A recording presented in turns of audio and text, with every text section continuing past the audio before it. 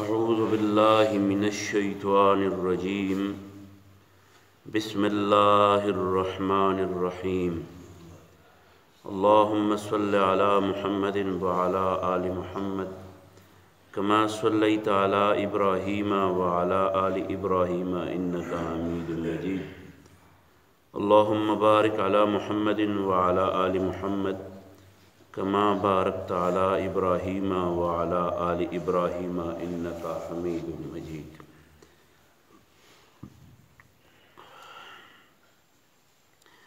بسم الله الرحمن الرحيم.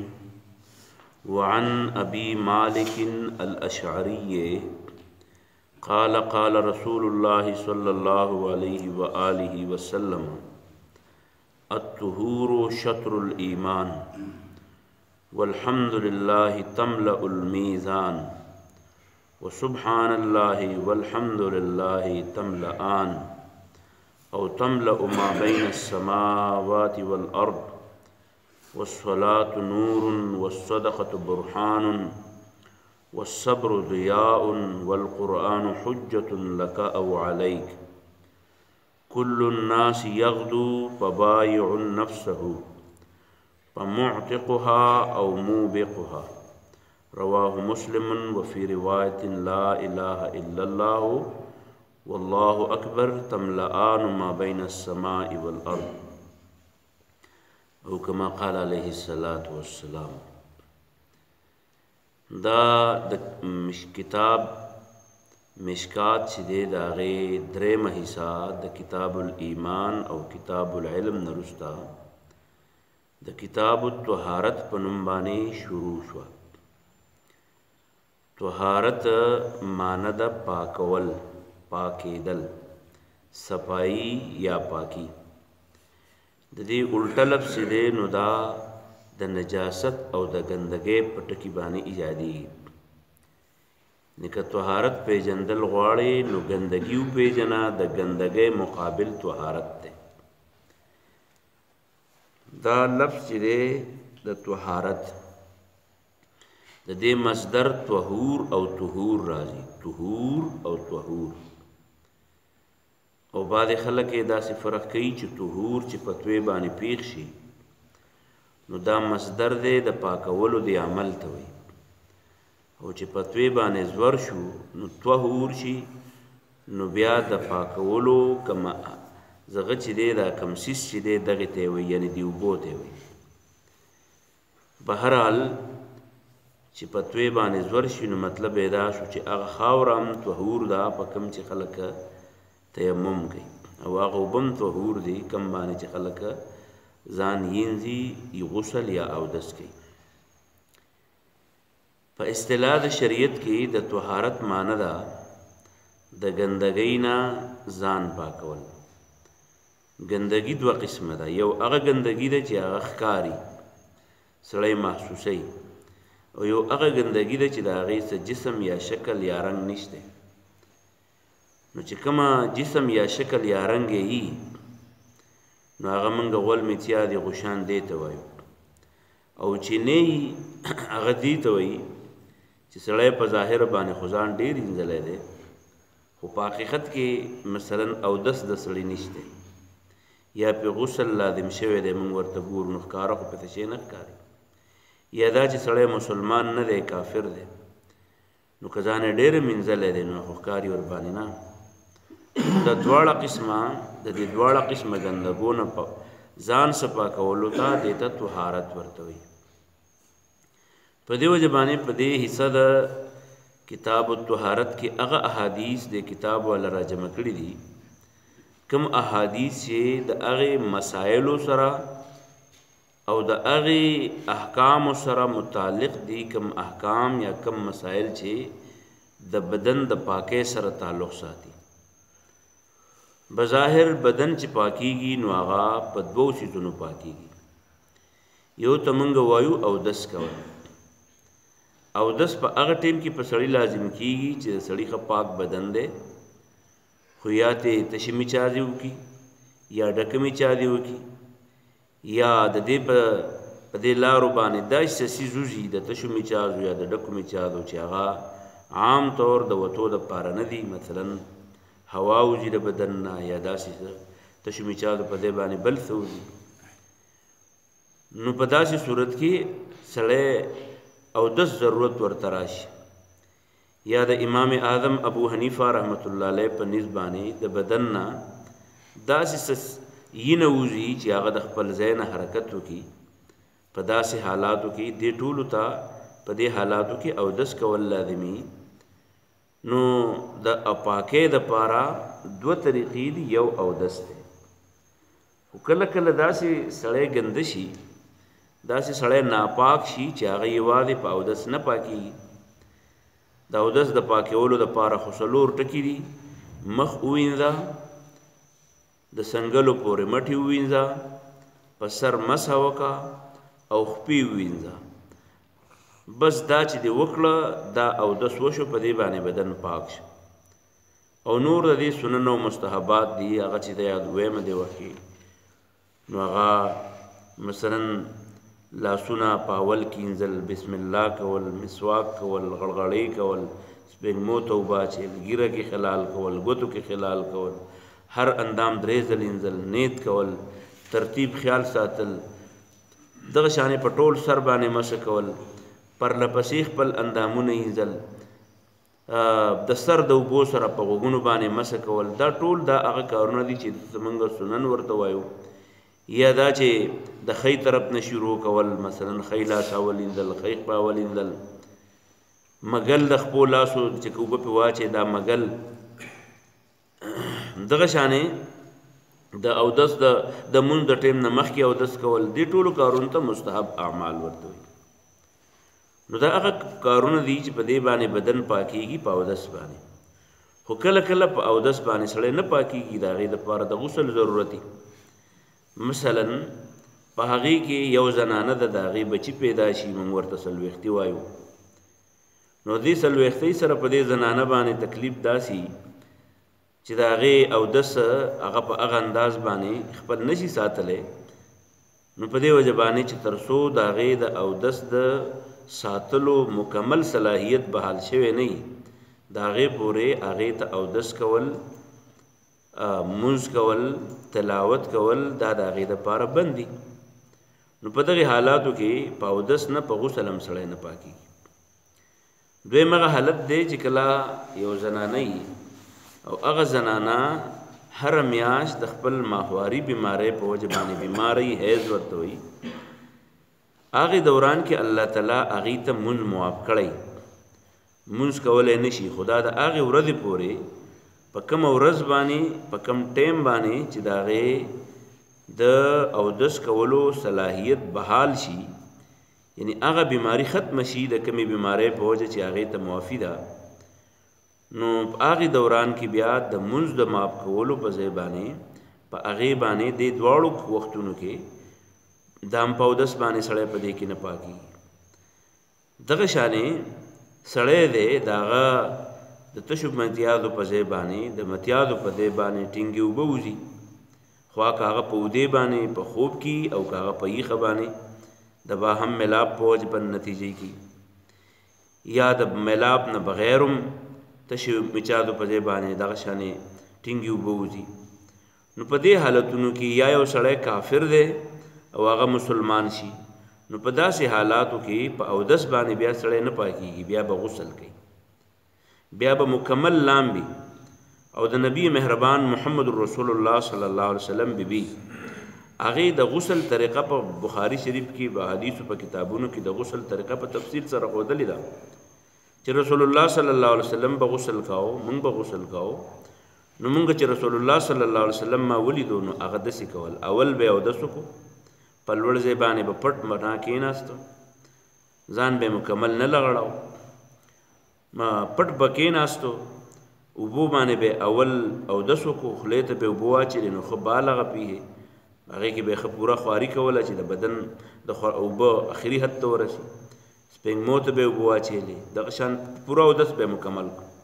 د اودس نه وروسته یو لپ اوبه به یې راواخېستې، په سر باندې به یې واړېلې، د سر یخته به یې چې لامده کړه،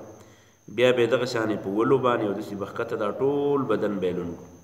او په آخر کې به یې خپې ووینځلې. نو اله به سړی پاکېږي. خوا که هغه د څلوېښتۍ نه که هغه د خپل ماهوارۍ نه که هغه د خپل تشو میچادو په ځای باندې سړی یو د هغه ټینګې اوبه وځي نو دا حالت یا کافري مسلمانېږي، نو په داسې حالاتو کې دا به په پاکو اوبو باندې ولامبي، دقې ته غسل ورته وي. نو دا انسان یا پاکېږي په اودس باندې یا پاکېږي په غسل باندې. بعضې خلک د خپل شرم د وجې نه که هغه زنانه یو که نارینه یي هغې غسل په پوره طریقه باندې نه کوي. مثلا ملګري ورسره یا ملګري ورسره نو هغې د سر یخته ونه وینځي په دې وجه باندې چې ما د سر په دې یختو څوک پوه نه شي. نو په دې سر کې چې یو یخته هم وچ پاتې شي وچه، نو د ده سړی دی او که ښځه ده د دې غسل ونه شو. چې غسل یې ونه شو نو بدن یې پاک نه شو. چې بدن یې پاک نه شو نو ټول منځ او دس تلاوت د منځ د کېدو په ځای باندې الټه دا منځ او دا اودس او دا تلاوت ده ته خیرې کوي او د یو لویه ګناه وکړه چې دا په بې اودسه باندې منځ کوي. منځ یې کېږي نه او د مانځه پیښې کوي په بیل ماضۍ کې. نو په دې وجه په دې کې د شرم یا د چا نه د شرمېدو څه سوال نه پیدا کېږي. دا د شریعت احکام دي، د دې به پوره خیال ساتي. د سر د بر یختنه والا د خپو د تلی پورې که په دې بدن کې لږ ځای د یو یخته برابر دی وچ پاتې شو نو دا غسل ونه شه. چې غسل ونه شو نو په دې وجه باندې منځ نه بیا نه کېږي. نو هندوستړی خدای ناراضه خو لا یو طرف ته خدا مسلمان چې دی دا تباہ و برباد شو، تباہ و برباد شو، بدن پاک نه دی او الله ته پسخاک بدن باندې ودرېده نو د الله تعالی د گرفت او د الله تعالی د غضب سره مخامخ شو. په دې وجه رسول کریم صلی الله علیه وسلم په دې حدیث کې فرمایي چې الطهور شطر الایمان، صفائی د منځ نیمه حصه د نیمه. شطر په عربی کې په دوو معنو باندې استعمالیږي. یو طرف ته هم وایي یعنی ایک ټکړه او نیمه حصے ته هم وایي. نو بعض علما چې کله ترجمه کوي حضرت ابو مالک الاشعری په نوم باندې صحابي رسول له سو کوئی تابعی دی دا. بہرحال علما لیکل کوي چې د مالک اشعری په نوم باندې څلور نومونه مشهور دي. په دې کې یو تابعی دی او دا درې پکې د صحابو د دور دي. نو په دې وجه باندې دا خلک چې د تابعی او د صحابي خبره کوي نو په دغه بنیاد باندې کوي. نو دا ابو مالک الاشعری چې کوم دی دا روایت کوي چې پیغمبر علیه السلام فرمایل چې الطهور شطر الایمان، صفائی چې دا نو دا د ایمان نیمه حصہ ده نیمه. نو چا ورته نیمه حصہ ویلی ده، چا ورته ټوکړه ویلی ده. نو چې ټوکړه ورته ووایو نو دا خو مطلب اهمیت بیا کم شو، ځکه چې د اسلام کم عمل دی چې هغه د ایمان ټوکړه نه ده. نو په دې وجه علما لیکل کوي چې د شطر معنی به دغه خپله معنی کوو چې نیم ایمان دی. نو چې نیم ایمان دی نو بیا نیم څنګه دی؟ نو ګوره وایي دوه قسمه دي. د بدن صفائی په دوو طریقو کېږي. یو د بدن ظاهر پاکوال دی، یو د بدن پټ پاکواله. پټ پاکواله په ایمان باندې راځي. ګنده د ایمان راوړو مسلمان شو نو پټ پاک شو، عقیده پاک شو. نو دا یو حصہ شو او نیمه حصہ دا شو چې ظاهر سړی پاک کړي. او هر عمل چې تکې نو هغه به الله ستا د نیکۍ قبلیږي چې هغه تا په اودس کې د جنابت نه پاک حالت کې کړی. نو یو عمل شو، یو د هغې اثر شو، نو نیمه حصہ شو. صاحب د مرقات هغه د دې تفصیل داسې بیانوي چې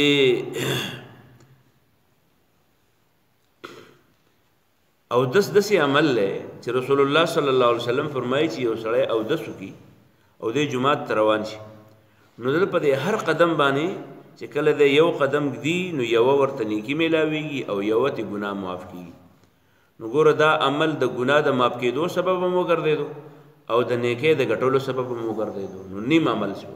نیم عمل شو، نیم ایمان شو. او بیا دا چې په دې اودس باندې واړه ګناهونه او غټ ګناهونه نه معاف کېږي، واړه ګناهونه پې پاک معاف کېږي. رسول الله صلی الله علیه وسلم یو بل حدیث کې فرمایي چې څنګه په نیر کې سړی لامبي او ګناه یې پاکېږي دغه شانې بدن یې پاکېږي. نو دغه شانې سړی چې اودس کوي نو د ګناه نه پاکېږي. نو واړه ګناهونه د اودس په وجه باندې الله سړي ته ټول معاف کوي. خو د دې په مقابله کې ایمان داسې عمل دی چې واړه ګناهونه او غټ ګناهونه ټول الله تعالی معاف کوي. نو په ایمان باندې ټول ګناهونه معاف کیږي او په اودس باندې واړه ګناهونه معاف کیږي نو دا دې مطلب دا شو چې دا اودس د ایمان په مقابله کې نیم شو نو نیم ایمان دی الطهور شطر الایمان صفائی دا د ایمان نیمه حصہ ده دویمه ټوکړه د حدیث دا والحمدلله تملأ المیزان او ورسرا وسبحان الله والحمد لله تملأان او تملأ ما بين السماوات والارض درې ټکی دی راوی ذکر کړه یو د لوی چې دا الحمدلله د قیامت په ورځ باندې دا د ایمان تل درنی د نیکو اعمالو تل درنی به ورسره وی چې دا سبحان الله وسره مو وینو الا دا بیا دا دواړه تلی چې دینه دواړه درنی نو دا راوی وی یا خو ما داسې واورېدو چې پیغمبر علیه السلام دا ووی چې دا سبحان الله او الحمدلله دا دواړه چې دي نو دا د ایمان د قیامت په ورځ دا تله درنی او یې داسې وویله چې تملأ ما بین السماوات والارض دا ځمکې او اسمان په منځ کې چې دا څونه فضا ده د دې دا منځ ټول ډکوي او ورسره اخوا چې کله لاړ شي نو د دې حدیث بل الفاظ چې دي وفي روایتن په یو بل روایت کې داسې مصر راغلی چې لا اله الا الله والله اکبر تملأان ما بین السماء والارض دا لا اله الا الله والله اکبر دا چې دي نو الله اکبر هم پکې راغی لا اله الا الله هم پکې راغی نو دا د ځمکې او د اسمان دا منځ ده نو دا دواړه جملې چې کله یو ځای کې نو دا راوي خو داسې وایي چې یا پیغمبر علیه السلام صرف الحمدلله ووایو یی وسره سبحان الله م یو دی چې دا د ځمکې او د اسمان دا منځ چې څومره ډک دی دقونه د سړي د قیامت په ورځ باندې به دا تله د نیکو اعمالو ډکوي خو یا دا بل صحابي چې کله حدیث نقل کوي نو دی وایي لا اله الا الله والله اکبر دا چې وایي نو ځمکه او اسمان دا منځ چې دا ډکوي نو زما او ستا دپاره پکې څه شو زما او ستا دپاره پکې دا شو چې سبحان الله الحمدلله لا اله الا الله الله اکبر سلور ټکی شو سبحان الله الحمدلله لا اله الا الله او الله اکبر دا سلور ټکی چې کله ته ذکر کې د دې ذکر په وجه باندې با د ځمکې او اسمان دا منځ چې څومره ډک دی دغونه ډېر ثوابونه به الله تعالی موږ له راکوي نو موږ او تاسو به دا ذکر کوو سبحان الله والحمد لله لا اله الا الله والله اکبر د دقه دی پورې دې ته زموږ دا خلک ورته کله درېیمه کلمه ورته وایي خو هغوی ورسره اخوا نور ټکي هم سیوا کي نو په دې کې خو همدغونه دي سبحان الله الحمدلله لا اله الا الله والله اکبر خو بیا پسې د لا حول ولا قوة الا بالله د ځان له بیل حدیث دی دې حدیث یې څه نه ده دې ته د رسول الله صلی الله علیه وسلم د جنت چابي ورته وایي د لا حول ولا قوة الا بالله د جنت چابي ده نو خلک ورسره بیا غم یو دی کي وایي لا حول ولا قوة الا بالله او بیا د الله په سبح بسم ربک العظیم د الله نو بیا د الله سره د عظیم ټکی هم سیوا کی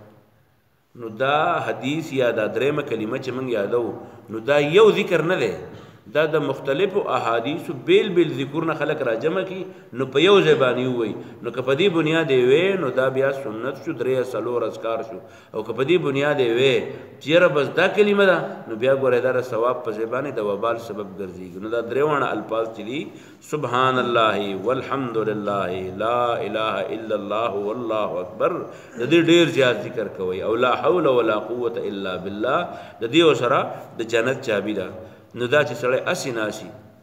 نو کم از کم خپله ژبه په دې باندې تر ساتل پکار دی یو حدیث کې راځي چې سل ځل سړی دا ووایي سل ځل سبحان الله الحمد لله لا اله الا الله والله اکبر دا د ورځې سل ځل وایي د غریبۍ نوغې به ترې ورځي د مصیبتونو او مشکلاتو هغه انګړ به ترې بلکل لرې وځي دا الفاظ د دې دواړو شو والحمد لله والحمد لله تملأ المیزان دا تل ډکوي د قیامت په ورځ د نیکو اعمالو وسبحان الله او بل وسره سبحان الله والحمد لله تملأان چې دواړه دی ویل سبحان الله والحمد لله دی ویل نو د تل دواړه طرفونه ډکوي او تملأ ما بین السماوات والارض یا د ځمکې او اسمان دا منځ چې څومره یې دا ډکوي والصلاة نور دا مونځ چې دی دا یوه رڼا ده رڼا مونځ څنګه رڼا ده علما لیکل کوي چې مونځ رڼا داسې ده چې مونځ هغه څیز دی چې قیامت په ورځ باندې هم او د قبر تپوس شي او نکیر منکر د سړي نه تپوسونه کوي نو د دې منځونه چې چا کړي د دغې منځ په وجه به دته قبر روښانه شي نو دا رڼا ده او د قیامت په ورځ باندې هر سړي چې د ځان سره د تیارې نه د بچ کېدو دپاره کومه ډیوه اغوستې یا به مونځي چا چې منځونه کړي په جمع کړي په وخت یې کړي نو خپل ټارچ به ورسره د هغې په رڼا باندې به سفر کوي او دا مونځ داسې دی چې دا د ګناهونو نه ان الصلاة تنهى عن الفحشاء والمنکر والبغي مونځ سړی د ګناهونو نه منع کوي نو دغه غټه رڼا ده که نه ښه جي او مونځ داسې یو عمل دی چې دا سړی د نیکۍ کارونو طرف ته راهنمایي کوي او دا د انسان زړه کې چې کله سړی مونځ کوي نو د انسان په دې زړه کې یو قوت پیدا کېږي چې د هغې په وجه باندې د سړي په زړه کې د الله نه یره پیدا کېږي نو دا نور دی والصلاة نور نور دی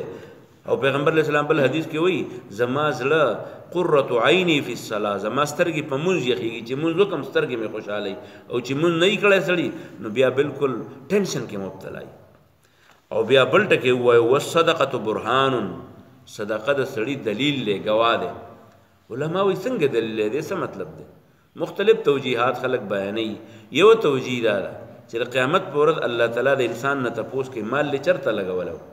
نو صدقه به ورته راشي مجسم به شي ورته زه یم که نه جومات کې لګېدلی وم مدرسې کې لګېدلی وم سړی بیمار و هغې کې مې خرچ کړی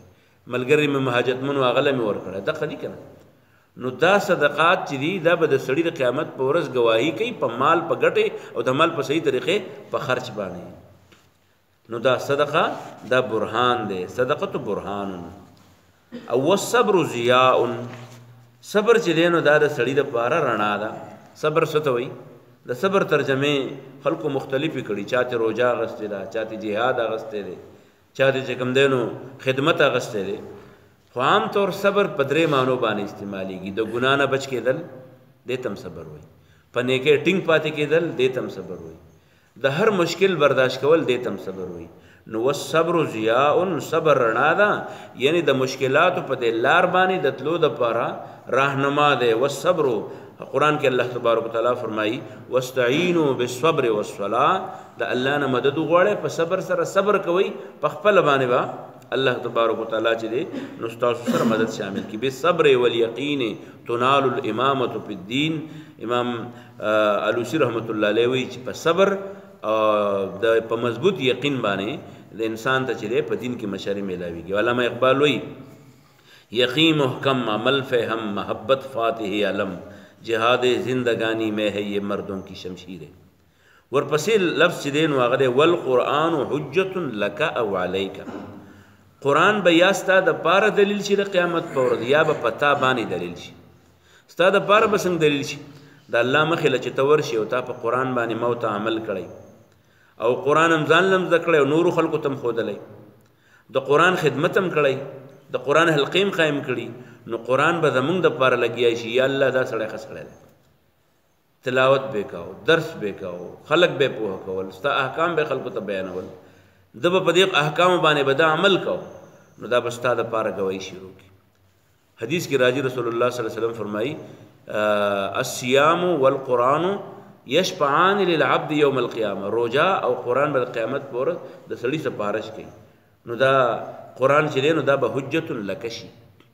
او کنه تا ویلم دی اورېدلم دی خواته دی ویلی کېدو هم تا وایي مازغه خراب دي د مولوي صاحب نو حجت علیکا دا بیا په تا ګواهي کوي چې الله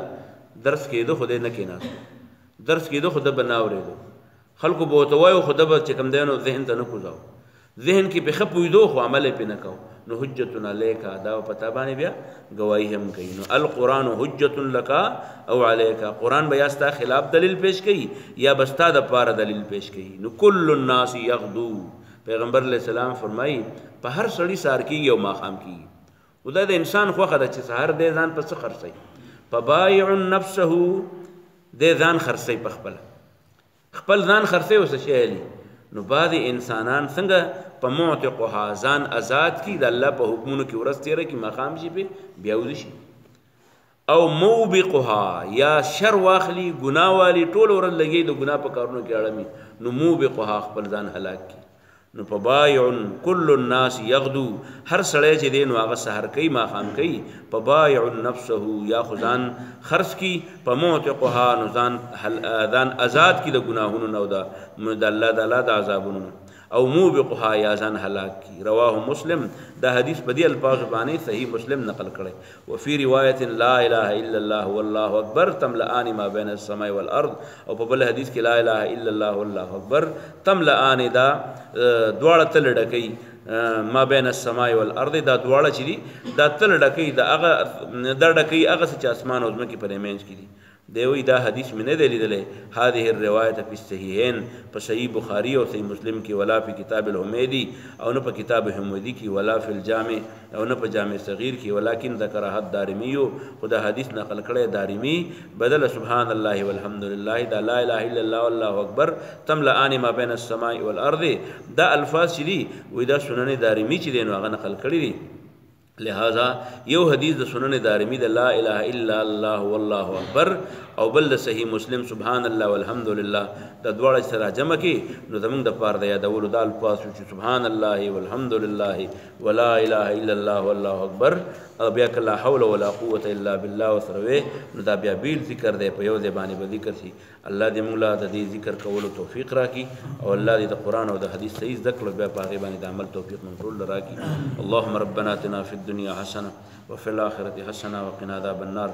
ربنا اغفر لنا ولإخواننا الذين سبقونا بالإيمان ربنا لا تجعلنا فتنة للقوم الظالمين ونجنا برحمتك من القوم الكافرين برحمتك يا أرحم الراحمين